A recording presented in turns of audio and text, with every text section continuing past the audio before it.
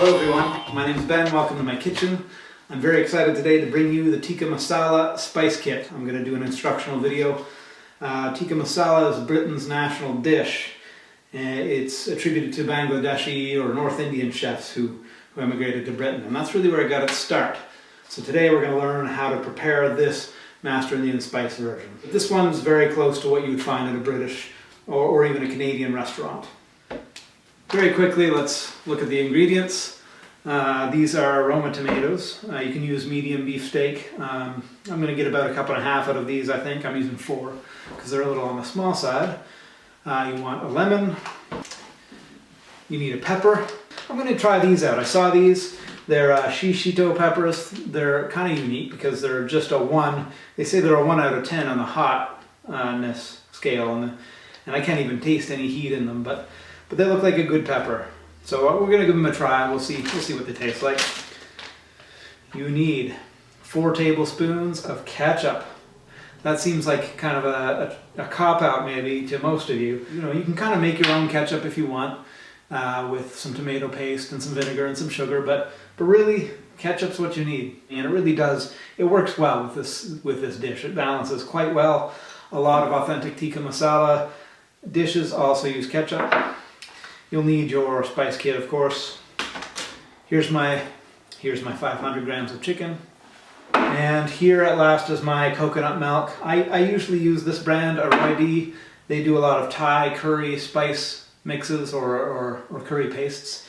Don't use a light coconut milk. I've tried a few light ones just out of curiosity, and they really don't have flavor. They taste like a creamy water. All right, let's get started. Oh, and don't forget your 2 onions. So you're going to use a half in the marinade and 1.5 in the sauce. The first thing you want is some pepper chunks. I'm going to just dice these up in sort of a fine dice.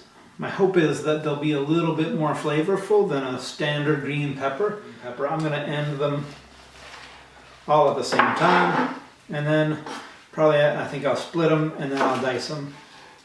Okay. That's the beginning of my marinade. The recipe says to dice your half onion. With me, my custom for a marinade that has onions is to grate the onion. That's just something that I prefer. And I've got this beautiful microplane. The advantage to a microplane like this is that you're not going to lose your flavor. All of the juice, instead of going some of it into the cutting board, will go into your marinade. So this is a handy tool to have if you don't already have a microplane style grater. Peppers into the marinade.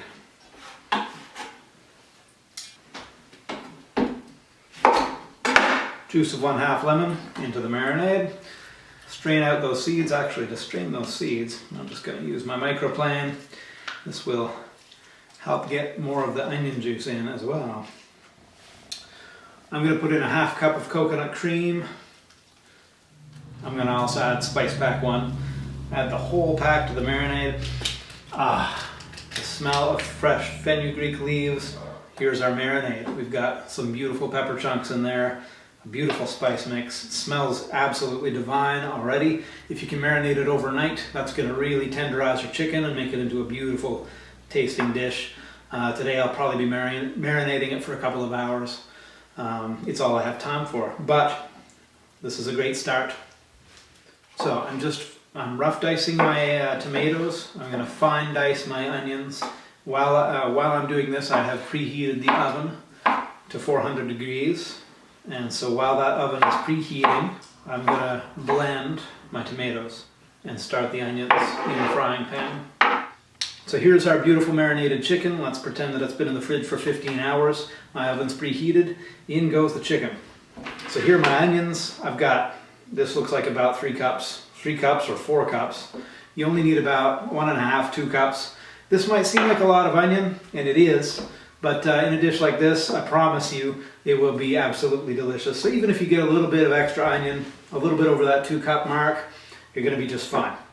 I've blended my Roma tomatoes for about 1.5 minutes. This is what they look like. That gets them nice and smooth though, and it gets those pieces of peel nice and small. So you get a nice smooth sauce. It's good. Ooh. Alright, there was a little moisture on my spatula, and it seems like my oil is ready.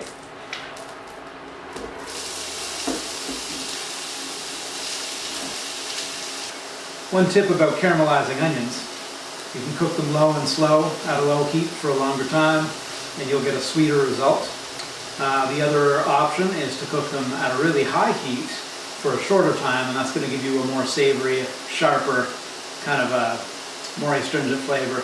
We're going to split the difference. I've got my burner set to about 355 Fahrenheit, and that's going to put us right in the middle. They're already starting to brown up a little bit. If I'm going to add any garlic and ginger, I usually add it at this stage. Again, I'm using this microplane style grater, which is going to keep all of the flavor, or at least most of the flavor. I'll just mince that little piece by hand, and here goes the garlic. I'm feeling a little under the weather right now, so ginger and garlic are very good things. Okay, so my onions are fully cooked. It's been about 5 minutes. I like to cook them a little longer, and that gives me a little bit of browning on the bottom of the pan. And as I said in one of my other videos, that's actually going to give you a little bit more flavor. And when you put in the tomatoes, which I'm about to do, along with Spice Pack 2, that's going to pull all of that brown off of the bottom of the pan. So this would be very delicious. Here goes Spice Pack 2. And next I'm going to put my tomato ketchup in.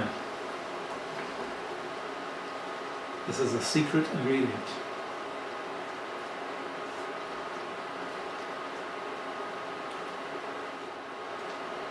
There. That is a nice looking gravy. And this is typical of a Punjab or a North Indian dish where you've got lots of onions, lots of tomatoes, and that really is your base. That's sputtering a little, so I'm just going to cover it. My cooked chicken is all ready.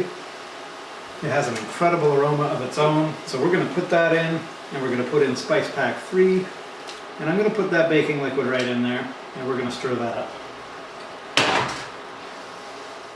Alright, my last step is I'm going to add Spice Pack 3, which is a garam masala, along with a few other ingredients. We'll get her stirred up, and we'll be ready to serve in minutes. This looks and smells absolutely divine. The longest step in this was the marinade, and then the next morning it comes together really in minutes. It's only taken me about a half an hour to get this going. You can tell that it's special. You can tell that it's a from scratch sauce and that it's really going to be delicious, and I'm going to try it. Oh man, that is incredible. This could be the most delicious curry I've ever made. It was super easy, and it's so rich and so complex, but so well balanced. This is probably my favorite meal. So here it is, the Master Indian Tikka Masala. I did forget one step when I was at the end of this, and that was to add the 2 tablespoons of coconut milk.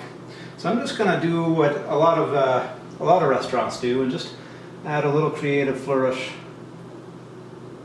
with some coconut milk on the top, and garnish with these shishito peppers. And by the way, they did great. They are mild.